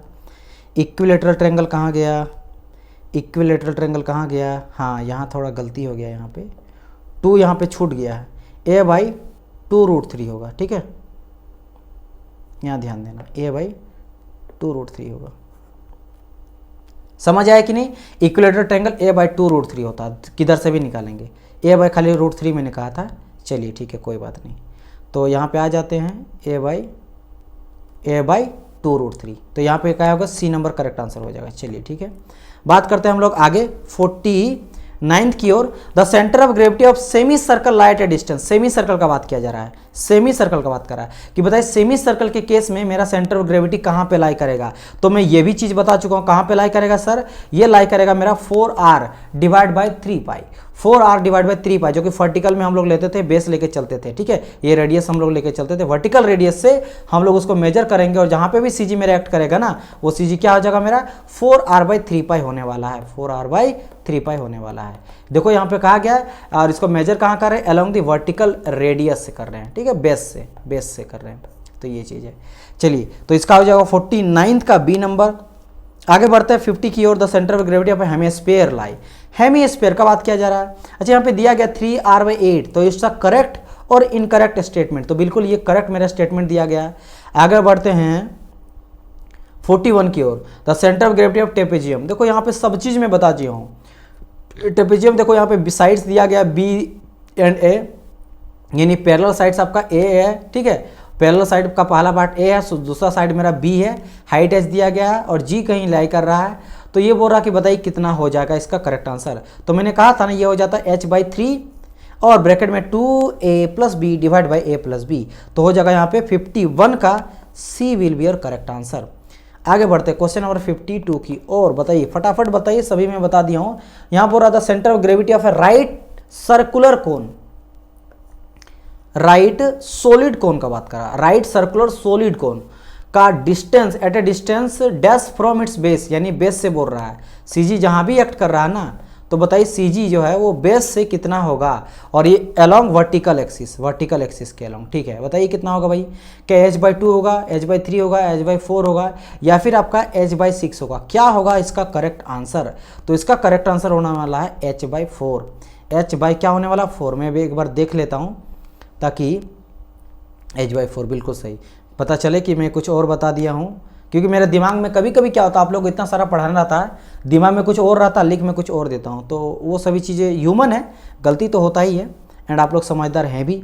चलिए आगे बढ़ते हैं 53 की ओर। The centre of gravity of a right angle triangle, right angle triangle का डियर बात करा। देखो राइट एंगल ट्रायंगल का, ठीक है, इस केस में बड़ा होचपोच था, और इसमें मैंने कहा था कि ये लाई करता है एट इस ज्योमेट्रिकल सेंटर, याद होगा ना, मैंने कहा था इसके ज्योमेट्रिकल सेंटर में लाई करता है, और यह वर्टिकल अलग अलग जगह से, हर जगह से अलग होता था। अगर बात करेंगे ऊपर तरफ से हम लोग देखते हैं, ठीक है, ये क्या आ जाता था, याद होगा अगर आप लोग को, तो 2h/3 आता था, एंड बेस से अगर देखेंगे सीजी का तो ये h/3 आ जाता था। सिमिलरली ये राइट एंगल ट्रायंगल यहाँ से बन रहा ना, तो यहाँ से अगर सीजी का बात करेंगे तो यहाँ से आ जाता था b/3, और अगर मैं बात करूँ यहाँ से डिस्टेंस अगर बात करेंगे तो 2/3b, तो ये सभी जो है वो आ जाता अलग अलग साइड से राइट एंगल ट्रायंगल का। चलिए द सेंटर ऑफ ग्रेविटी। अब देखो यहाँ पे थोड़ा सा आप लोगों को कैलकुलेशन वाला पार्ट पूछा जाएगा, और आपसे ये जानना चाह रहा कि आपको सेंटर ऑफ ग्रेविटी सच में समझ आएगा कि नहीं, क्योंकि अगर सच में समझ आएगा तभी जाके इस सारे क्वेश्चन को आप लोग बना सकते हो। चलिए एक दो क्वेश्चन में आप लोग लिया हूँ न्यूमेरिकल टाइप, ज़्यादा मैं नहीं लिया हूँ। तो बताइए इसका करेक्ट आंसर क्या हो जाएगा। बोल रहा है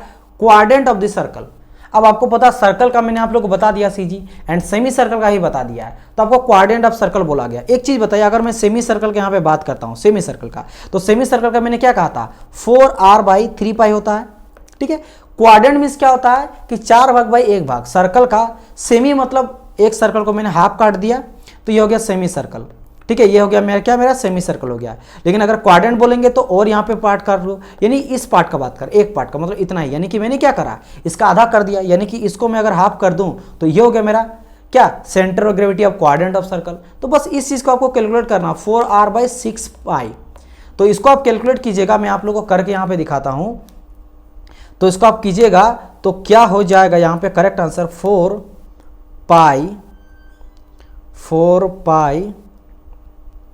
डिवाइड बाय क्या है यहाँ पे 4r है ना, r को हटाइए अभी, ठीक है। r को तो r का वैल्यू रहेगा, एक कांस्टेंट वैल्यू रहेगा 6π। तो देखो यहाँ पे जो है करेक्ट आंसर आ चुका है, करेक्ट आंसर यहाँ पे आ चुका, कितना आया मैं आप लोग को बता रहा हूँ, ठीक है। करेक्ट आंसर यहाँ पे आ गया कितना, ये आ गया 0.6 के आसपास आ रहा है, यानी कि बी नंबर यहाँ पे करेक्ट आंसर हो जाएगा 55 का। तो बस इस तरह से आपको यहाँ पे कैलकुलेट करना है। आगे बढ़ते, और एक मैं यहाँ पे लिया हूँ सेंटर ऑफ ग्रेविटी। अगर कोई सेक्शन दिया रहेगा, अलग अलग सेक्शन का आपको फाइंड आउट करने बोलेगा, कैसे फाइंड आउट करिएगा देखिए। यहाँ बोला गया centre of gravity find out करो टी सेक्शन का, तो मैं यहाँ पे टी सेक्शन पहले बना लेता हूँ। कुछ इस तरह से टी सेक्शन यहाँ पे दिया रहेगा आपको इस तरह से, ठीक है। यहाँ पे दिया गया जिसमें कहा गया 150 मतलब समझ रहे हो ना, LBS आपका दिया गया, मतलब यहाँ पे मैं अगर मैं बात करता हूँ कि ये 100 क्या है सर, तो 100 आपका दिया गया L 100 mm। फिर आपको 150 दिया गया है, तो यहाँ पे दिया गया क्या दिस मच, इसका हाइट कितना दिया गया है 150 दिया गया है, एंड 50 mm तो इसकी थिकनेस दिया गया, ये वाला चीज ये क्या इतना दिया है 50 mm, एंड ये भी थिकनेस कितना ही होगा, ये भी वही हो जाएगा सेम 50 mm का। अच्छा, कहा गया है कि सीजी फाइंड करना centre of gravity from its bottom, इसके नीचे से, इसके डाउन से, यहां से आपको सीजी इसको फाइंड आउट करना, जहां भी सीजी रिएक्ट करेगा बताना आपको। अब देखिए कैसे इसको हम लोग फाइंड आउट करते हैं, काफी इजी है, बहुत इजी है। अगर नहीं जानते तो देखो कैसे आप लोग बनाएंगे। सिंपली हम लोग क्या करेंगे डियर, सबसे पहले मैं यहाँ पे निकालूंगा ये सभी का एरिया। तो अगर मैं बात करूंगा एरिया A1 का एरिया, यहाँ पे देखो दो चीज आपको नजर आ रहा है। अगर मैं इसका बात करूँ तो इसको एक अलग नजर आ रहा है, रेक्टेंगल जैसा नजर आ रहा है, एंड अगर मैं यहाँ से यहाँ तक कट कर दूं तो ये अलग मुझे नजर आ रहा है यहाँ से, ठीक है। ये मेरा अलग नजर आ रहा है कि नहीं नजर आ रहा है सर। अच्छा एक चीज बताइए, अब इसका भी तो मुझे चाहिए, रेक्टेंगल का एरिया का होता है L/B होता, समझ आए, चलिए ठीक है सर। नाउ अगर मैं बात करूँ ये सर यहाँ से लेकर यहाँ तक का कैसे निकालेंगे, तो सर आप देखो खुद ही देखो, ये पूरा 150 था, 150 में 50 है, तो अगर 50 घटा देंगे तो ये 100 निकल जाएगा ना, तो ये 100 mm का है, तो ये 100 mm का ये हो गया और 20 हो गया, तो पहला एरिया यहाँ से निकल जाएगा और दूसरा वाला का 50 हो जाएगा, एंड ये लेंथ कितना है वही तो 100 है ही, तो दोनों मेरा एरिया निकल जाएगा, तो यहाँ से मेरा निकल जाएगा। और देखो कैसे फाइंड आउट करेंगे, तो पहले हम लोग एरिया A1 निकालते हैं, तो एरिया 1 कितना हो जाएगा 50 × 100, मैंने क्या करा 50 × 100 करा, पहला का एरिया मैंने मान निकाल रहा है, ठीक है। चलिए इसको एक काम करते हैं ना, इसको 1 ले लेते, इसको 2 लिख लेते, इस तरह ताकि समझ आपको आ जाए। 50 × 100 तो कितना हो जाएगा यहाँ पे 5000 आ जाएगा ना, 5000 यहाँ पे आ जाएगा mm², एरिया मैंने फाइंड आउट कर दिया। अच्छा अगर मैं यहाँ पे बात करूँ y1 से, मतलब यहाँ पे चूंकि बोला गया बॉटम से क्या डिस्टेंस है, तो बॉटम से मैं CG एक लेके चलूंगा, तो ऑलवेज रखना क्या होता है, जो भी आपका लेंथ एरिया है उसका हाफ हम लोग कर देते हैं, तो ये चीज होता है आपका 100 दिया गया है, तो मैं यहाँ पे क्या करूँगा y1 = हो जाएगा 100/2। क्यों ऐसा सर करा आपने, क्यों करा, क्योंकि सर मैं आप लोग को कहा था कि जो सर रॉड होता है ना, एक रॉड होता उसका जो सीजी होता है वो सेंटर में एक्ट करता है, ये कोई ऐसा नहीं कि बस हाफ मैंने कर दिया मेरा मन किया। देखो मैं आप लोग को थोड़ा सा दिखाता हूं, एक सेकेंड, देखो यूनिफॉर्म रॉड रेक्टेंगल जैसा है कि नहीं, मैंने क्या कहा मिडिल पॉइंट पे एक्ट कर रहा है, तो अगर मान लेते इसका लेंथ जो है वो L दिया रहता, तो CG कहां पे एक्ट करता है, आप बोलेंगे सर L/2 में एक्ट करता है, और मैंने कहा था इन रेस्पेक्टिव टू पोजीशन, मतलब अब ये मेरा पोजीशन हम लोग वर्टिकल इसको कर देंगे या फिर इसको इंक्लाइन कर देंगे, कोई मैटर नहीं करता, CG हमेशा इसको जहां एक्ट करना रहेगा वहीं एक्ट करेगा, मतलब यहां भी अगर L इसका लेंथ रहेगा तो L/2 में, इसका भी अगर लेंथ रहेगा तो L/2 में ही एक्ट करेगा। मेरा बात समझ आए कि नहीं, तो वही चीज को यूनिफॉर्म रॉड को ऊपर कर देंगे तो मेरा हो जाएगा रेक्टेंगल टाइप से, ठीक है, तो यानी L/2 कर सकते हैं, यहाँ पे CG एक्ट करेगा। मेरा बात समझ आया कि नहीं, तो मैं अगर बैक यहाँ पे चलूँ फिगर में, उस फिगर में मैं बैक यहाँ पे चलता हूँ तो मैं ये नहीं बोल सकता हूँ कि कहीं ना कहीं जो एक बार जैसा मेरा नजर आ रहा है, तो ये सी जी कहाँ पे एक्ट करेगा, जहाँ भी एक्ट करेगा, मान लिया ये सी जी एक्ट करेगा, ये मेरा जो भी लेंथ दिया गया ना इसका 100, इसका हाफ में एक्ट करेगा। सिमिलरली अगर मैं सेकंड वाले सेक्शन का भी का बात करूँ, यहाँ भी सी जी कहाँ एक्ट करेगा, कहीं सेंटर में मेरा एक्ट करेगा, यहाँ पे कहीं मेरा सी जी एक्ट करेगा, और वो भी क्या होगा 100/2 होगा। ये क्लियर हो गया आपका सी जी? ठीक है सर। यानी कि वाई बार अगर मैं बात करूँ, यहाँ पे वाई ले लेता हूँ, एक एरिया मैंने ये लिया, तो यानी कि ये कितना हो जाएगा मेरे यहाँ पे 50 हो जाएगा, 50 आ जाएगा mm। ये हो गया एरिया 1 का। अब मैं बात करता हूँ एरिया 2 का, तो एरिया 2 यानी सेकंड वाले सेक्शन कर लेते हैं। तो A2 का अगर बात करेंगे तो फिर से यहाँ पे क्या हो जाएगा 100 × 50 वही आ जाएगा 5000 mm²। एंड फिर से अगर मैं यहाँ पे बात करता हूँ Y2 का, तो फिर से आ जाएगा क्या 50, एक सेकंड 100 + 50/2। अब यहाँ से कुछ बच्चा को यहाँ पे समझ नहीं आएगा, तो इसके लिए मुझे आप लोगों को समझाना पड़ेगा। एक अदर कलर में ले लेता हूँ, समझो यहाँ पे मैं क्या किया हूँ। अगर मैं यहाँ पे बात करता हूँ y1 क्या लिया, y1 मैंने लिया यहाँ से लेकर यहाँ तक का distance, this is call your y1, ये मेरा हो गया y1। एंड अगर मैं बात करता हूँ y2, तो डियर CG बॉटम से निकालने बोला, बात समझनी यहाँ से, कहाँ से निकालने, बॉटम से, तो लेना हमको यहीं से है, यहीं से CG लेना है। लेकिन अब बात करें हम लोग सेक्शन 2 का, सेकंड वाले सेक्शन का, तो CG कहीं मैंने कहाँ निकाला, CG में निकाला, यहाँ पे सेंटर में निकाला, उसका सेंटर में यहाँ आ रहा। तो बॉटम से हाइट क्या हो रहा वो निकालते हैं हम लोग, जो लोअर फाइबर है जहाँ से निकालने बोला वहाँ से हम लोग हाइट निकालते हैं, जिसको हम लोग y बोलते हैं।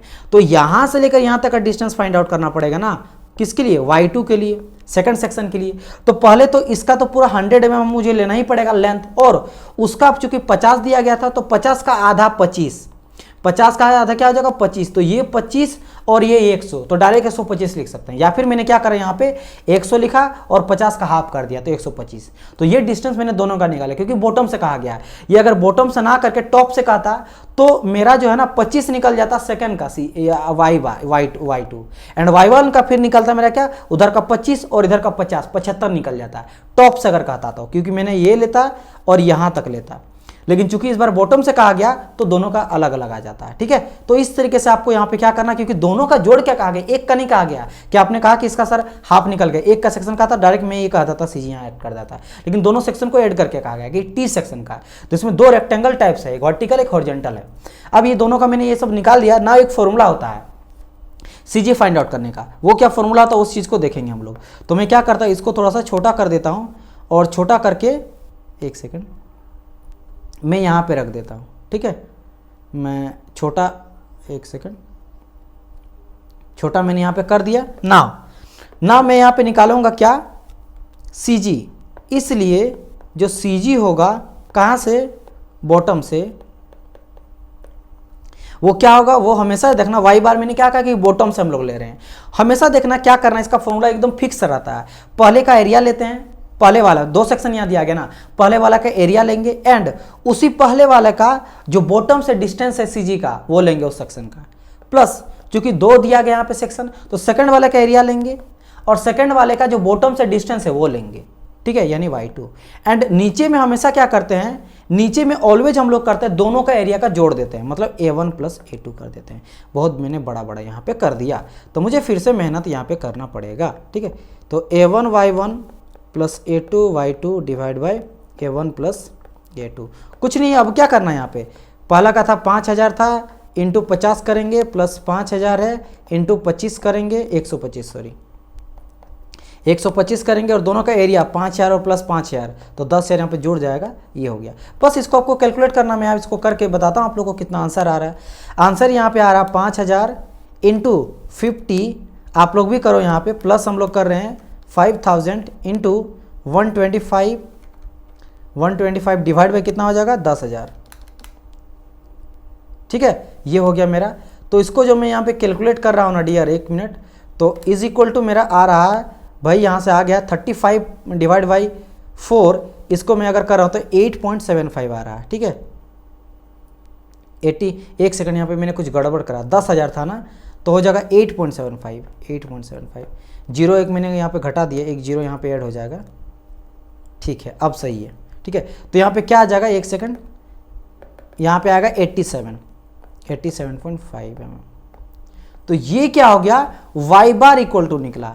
वाई बार करने का मतलब क्या कि जो बॉटम है, बॉटम से जो इसका सीजी है ना वो कहाँ पे लाई कर रहा है, कहीं 87 पे। मतलब इन दोनों का अगर मैं यहाँ पे सीजी दिखाना चाहूँ आपको तो 87 मतलब कहाँ निकलेगा, ये यहाँ पे 50 है, 85 है ना, 50 हो जाएगा, यहाँ पे 100 है, तो कहीं ना कहीं यहाँ पे जो है इसका सीजी एक्ट कर रहा है। इन दोनों सेक्शन का सीजी कहीं एक्ट कर रहा है, जो कि बॉटम से कितना निकला मेरा, अगर मैं यहाँ पे बात करता हूँ बॉटम से, तो ये यहाँ से मेरा कितना निकला है 87.5 mm यहाँ पे एक्ट कर रहा है दोनों का, जो कि पहला का कहीं यहाँ एक्ट कर रहा था सीजी जो कि 50 था, इससे कितना था वाई बार इक्वल टू 50 था, और यहाँ से अगर बात करेंगे तो वाई टू इक्वल टू 150 था, लेकिन दोनों का एक्ट कहाँ कर रहा है 87.5 में। ये समझ लो, और ये एकदम फॉर्मूला आपको रट लेना है, ऑलवेज याद रखना फॉर्मूला आपका हमेशा यही होता है। पहला का एरिया निकालना, आप जैसे भी एरिया निकालो, ट्रेंगल दिया तो ट्रेंगल का एरिया, रेक्टेंगल तो रेक्टेंगल एरिया, ट्रेपेजियम तो ट्रेपेजियम का एरिया, एंड जो बॉटम से दिया गया उसका बस डिस्टेंस आपको फाइंड आउट करना। वो कैसे पता चलेगा, सीजी आपको पता कहाँ पे एक्ट करेगा, वो डिस्टेंस वहाँ पे दिया रहेगा, उसका जो भी दिया रहेगा उसमें वैल्यू पुट कर दो, वहाँ पे सीजी फाइंड आउट आ जाएगा, और वो हो जाएगा आपका वाई सीजी पता चल गया। सीजी पता चलने के बाद आपको जितना दिया गया है डिस्टेंस, उससे आप वहाँ से फाइंड आउट कर लो, जैसे मैंने यहाँ पे करा। समझ है मेरी बात की नहीं, जो लेंथ पूरा दिया जाएगा जहाँ एक्ट कर रहा है उसको डिवाइड कर दो, तो वहाँ से पता चल जाएगा। जैसे रेक्टेंगल का 2h/3 होता है, 3h/ होता है, तो उस तरीके से आप फाइंड आउट कर लो टोटल, और देन आप वैल्यू पुट करो, आंसर आपका आ जाएगा। तो इस तरीके से क्या करना है आपको, यहाँ पे आंसर लाना है। चलिए और एक क्वेश्चन को चलो देख लेते हैं, और एक क्वेश्चन आप लोग का कैलकुलेशन भरा है, देखते हैं इसको क्वेश्चन को कितना बच्चा जो है अटेम्प्ट कर पाता। क्वेश्चन यहाँ पे कहा गया कि अ सर्कुलर होल 50 mm का दिया गया ऑफ डायमीटर, मतलब एक होल दिया गया है जो 50 mm डायमीटर का, मतलब आप ये बोल सकते हो कि यहाँ से लेकर यहाँ तक है ना, यहाँ से लेकर यहाँ तक का जो डायमीटर है वो कितना का है 50 mm का है, ठीक है 50 mm का है। इस cut out from a circular disc of 100 mm, यानी कि 100 mm टोटल ये था है ना, यहाँ से लेकर यहाँ तक जो है ये मेरा 100 mm का था, 100 mm में 50 mm का कट के हम लोग बाहर कर दिए। तो आपको बताना centre of gravity of the section will be, मतलब देखो सेंटर ऑफ ग्रेविटी पहले तो सेंटर में ऐड करेगा, लेकिन उसको कट करने के बाद अब मास कुछ बाहर हो गया। अब आपको बताना कि बताइए कट करने के बाद जो है मेरा सीजी कहाँ पे एक्ट करेगा, तो वेट अगर कम हुआ तो सीजी अब कहीं ना कहीं दूसरा कहीं जगह लाई करेगा। तो अब आपको ये चीज़ फाइंड आउट करना है। अब कैसे इसको फाइंड आउट करेंगे, चलिए देखते हैं। तो मैं यहाँ पे फिर से एक बार फिगर तो मुझे बनाना ही पड़ेगा ताकि मैं आप लोग को अच्छी तरह से समझा पाऊँ, ठीक है। तो कुछ ऐसे आपका सेक्शन दिया गया है, एंड ये चीज़ हो गया, और कट करके कहाँ बाहर निकाला गया है, इस सेक्शन से इसको बाहर निकाला गया, ऐसे कुछ यहाँ से कट करके बाहर निकाला गया है, ऐसे कुछ करके बाहर निकाला गया, ठीक है। इसको सेक्शन हम लोग 1 मान लेते हैं, इस सेक्शन को हम लोग 2 मान लेते हैं, ठीक है। यहाँ पे नोमेनक्लेचर भी दिया गया है, ए है, बी है, ये आपका सी है, और ये आपका डी दिया गया, ठीक है। चलिए एंड हमको ये कट करके बाहर निकल गया है, तो ये सभी जो है मेरा है, अभी ये सभी दिया गया है, ये है, इसका सीजी मुझे फाइंड आउट करना है, ये जो बच जाएगा इसका सीजी मुझे फाइंड आउट करना। अच्छा, और कुछ डाटा जो दिया गया, जैसे इसका अगर मैं हाइट का मतलब ये डायमीटर का बात करूँ, पहले कितना था 100 mm का था, इसमें से एक 50 mm का जो है वो कट करके बाहर निकाला गया, यानी कि यहाँ से लेकर 50 mm का कट करके बाहर कर दिया गया है, ठीक है डियर, ठीक है, कोई बात नहीं। अगर मैं बात करूं बड़का वाला का, बड़का जो सर्कल था, बड़ा सर्कल था, उसका सेंटर कहाँ लाई करेगा, तो आप बोलेंगे सर वो तो सेंटर में लाई करेगा। इट मीन्स मैं ये बोल सकता हूं कि अगर मैं यहां से डिस्टेंस लूं तो ये मेरा x2 यहाँ पे कहीं सीजी मेरा लाई करेगा, सेंटर में ले रहा हूँ यहाँ से, ठीक है, कोई भी एक साइड से मैं ले रहा हूँ, सर्कल के भी एक पेरीमीटर से ले रहा हूँ, तो ये x2 हो जाएगा। लेकिन अगर मैं बात करूँ सेकंड वाले का सेक्शन का, जिसको कट करके बाहर कर लिए, उसका अगर मैं बात करूँ तो वो क्या हो जाएगा, उसका मैं अगर यहाँ पे निकालना चाहूँगा तो डियर, तो एक सेकंड, उसका तो मुझे फाइंड आउट यहाँ पे करना ही पड़ेगा। यहाँ पे नाउ डियर बात करते हैं हम लोग, सबसे पहले एरिया निकालना फाइंड आउट करते हैं। जैसे मैंने कहा था क्या करते हैं हम लोग, सबसे पहले एरिया फाइंड आउट करते हैं, और जहाँ पे सीजी एक्ट कर रहा है उसका डिस्टेंस लेते हैं कोई भी एक फाइबर से, इजंट इट, एक्स या वाई लेके चलते हैं। तो अब यहाँ से हम लोग देख लो एरिया फाइंड आउट करते A1 बड़का वाला का हम लोग ले रहे हैं ना, तो क्या हो जाता है सर्कल का एरिया π/4 इंटू d², तो π/4 इंटू डी, डाया कितना दिया 100 दिया गया ना, तो 100 का होल स्क्वायर। तो यहाँ से आप लोग क्या कर रहे हो, कैलकुलेटर कर, चलो मैं कर ही देता हूँ यहाँ पे, π/4 इंटू 100 का होल स्क्वायर, ठीक है। यहाँ से आ गया 25, कितना आ गया मेरा 2500, ठीक है, पाई mm², ये आ गया मेरे यहाँ से। ओके, अब बात करते हैं हम लोग यहाँ पे ले लेते हैं x1। अच्छा, x1 मैंने बताया नहीं, x1 तो आपका कहाँ से कहाँ तक हो जाएगा। अगर मैं x1 का बात करता हूँ, ये मैंने x2 लिख दिया, ये x1 ही था ना डियर, x1 तो आपका यही हो जाएगा। पहला वाला सर्कल का तो सेंटर में ही लाई करेगा ना, ठीक है, सेंटर में लाई करेगा। यहाँ से कहीं से भी अगर डिस्टेंस कोई भी हम लोग वर्टिकल या हॉरिजॉन्टल से लेंगे जो पेरीमीटर से, तो डिस्टेंस यही है, तो यही इसका लाई कर रहा है। यानी कि x1 इक्वल टू क्या आ जाएगा डियर, x1 इक्वल टू, तो एक x1 इक्वल टू हो सकता है सर जो भी आपका डायमीटर दिया गया उसका आधा, माने 50 mm। ये हो गया पहला वाले का। अब बात करते हैं सेकंड वाले सेक्शन का, जिसको कट करके बाहर कर दिए हैं, है ना, जिसको क्या कर दे, कट करके बाहर दे। ये सेकंड वाला सेक्शन मैंने अभी पहला वाला करा, पहला वाला मैंने ब्लू, इसको मैं इसको भी कर लेता हूँ। जैसे येलो वाला का बात करा, पहले मैंने किसका बात करा, येलो वाला सर्कल का बात करा, तो ये येलो वाला का मैंने निकाल के रख दिया है। अब हम लोग बात करें ग्रीन सर्कल का, जिसको कट करके बाहर निकाला गया है, जिसको क्या कर दिया है, कट करके बाहर फेंक दिया गया है। उसका हम लोग एरिया फाइंड आउट करते हैं सेकंड का। तो सेकंड का एरिया फाइंड आउट करते हैं, A2 इक्वल टू फिर से π/4 इंटू d², तो इसका डायमीटर 50 है, 50 ही हमको निकालना है। तो कितना हो जाएगा यहाँ पे, एक सेकंड मुझे कैलसी हमेशा लेके बैठिए, करिए खुद से, इसलिए मैं आप लोग के सामने करता हूँ ताकि आप लोग को ये ना लगे कि सर मेहनत मुझे नहीं करना है। जब मैं यहाँ पे मेहनत आपके लिए इतना कर सकता हूँ, तो अब आप अपने लिए, अपने करियर को बनाने के लिए इतना तो मेहनत कर ही सकते हैं। ये आ रहा है मेरा 625 पाई, 625 पाई, ठीक है, ये mm² में आ जाएगा, एरिया निकाल रहे हैं, ठीक है। ओके, x2 फाइंड आउट करेंगे। x2 कैसे फाइंड आउट करेंगे, तो हम लोग कोई भी फाइबर से लेंगे, यानी कि यहीं से फिर से लेंगे, यहाँ से लेकर अब यहाँ तक जाना पड़ेगा, क्योंकि इस सर्कल, इसका भी CG जो है वो कहाँ लाई करेगा, तो आप बोलेगा सर सेंटर में ही लाई करेगा। लेकिन अगर मैं इधर से ले रहा हूँ तो ये पूरा का पूरा डिस्टेंस अब x2 कहाँ से लेना पड़ेगा, x2 मुझे लेना पड़ेगा कहाँ से, यहाँ से लेना पड़ेगा, यहाँ से लेकर यहाँ तक जाना पड़ेगा, इसका सेंटर तक जाना पड़ेगा, ठीक है। ये क्या हो जाएगा, मेरा x2 आ जाएगा, इजंट इट। यानी सबसे पहले हम लोग यहाँ पे जोड़ेंगे क्या, इसका डाया, यानी कि देखो मैं कैसे यहाँ पे करूँगा, तो इज इक्वल टू क्या आ जाएगा, x2 इक्वल टू क्या हो जाएगा, सबसे पहले 50 जोड़ना पड़ेगा, क्योंकि यहाँ से यहाँ तक तो 50 है ही, हाफ हम लोग रेडियस निकाल चुके हैं, क्योंकि इसका बड़का वाला का CG जो सेंटर तक 50 है, एंड इसका भी हाफ करना पड़ेगा, इसका 50 का आधा 25, तो कितना हो जाएगा, 75 आ जाएगा। डायरेक्ट मैं करूँगा तो यहाँ पे, तो मैं अगर ऐसे समझाऊँ कि 50, एक सेकंड, और प्लस आ जाएगा क्या, 50 का हाफ, तो 25 आ जाएगा mm। तो ये हो गया ग्रीन का, यानी सेक्शन 2 का, सेक्शन 2 का एरिया, और जो कोई भी फाइबर से हम लोग ले लिए हैं, जो डिस्टेंस है CG का डिस्टेंस दोनों सेक्शन का। अब क्या करना, कुछ नहीं करना, वैल्यू पुट करना है, और फॉर्मूला मैं आप लोग को बता चुका हूं। तो फॉर्मूला अब हम लोग यहाँ पे पुट करेंगे, तो मैं डायरेक्ट यहाँ पे पुट कर देता हूँ, ठीक है, यहाँ पे मैं डायरेक्ट पुट करता हूँ। तो डायरेक्ट अगर मैं पुट कर रहा हूँ, इस बार x बार से कर रहे हैं, एक सेकंड ना, ठीक है। तो यहाँ पे क्या करेंगे, एरिया A1 का ले लेंगे और दूसरा वाले का x1 ले लेंगे, और प्लस फिर से कि मैंने क्या कहा था, दूसरा का एरिया और दूसरा का सेक्शन, एंड नीचे में दोनों का एरिया को जोड़ देंगे, यानी कि A1 प्लस A2,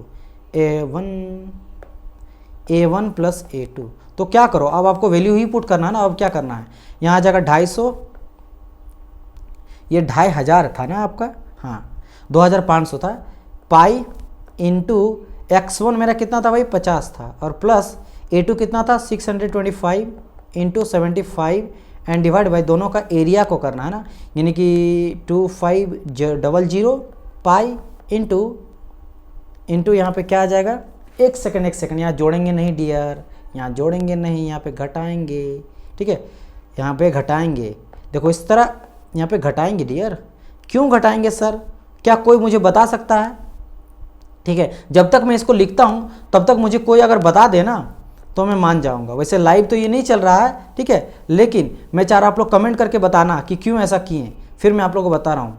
ये नहीं कि मेरा वीडियो देखने के बाद आप लोग कमेंट करना, लेकिन पहले आप लोग अगर अभी बता सकते हो तो बताना। अगर किसी के दिमाग में एक क्लिक का जा रहा तो मैं समझ जाऊँगा कि हाँ लड़का ठीक है।